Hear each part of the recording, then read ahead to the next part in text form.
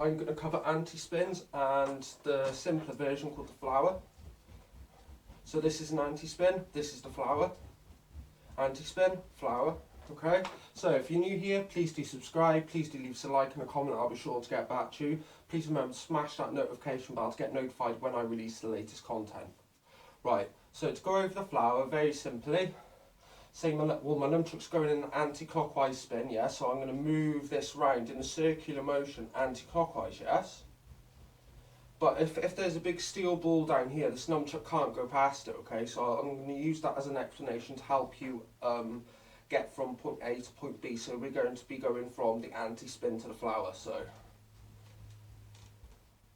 it's like that, okay? So when our nunchuck is going in an anti-clockwise motion, which it is, we're going to bring this now around clockwise.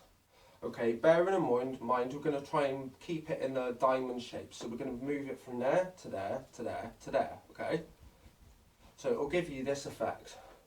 But remember to pay attention, because if you're new learning this, okay, the nunchuck will automatically change directions, okay, and that will automatically give you the flower again, okay?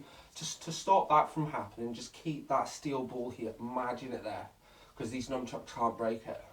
Flower, stop, anti-spin. Okay, so this is the concept between anti-spins and flowers, okay?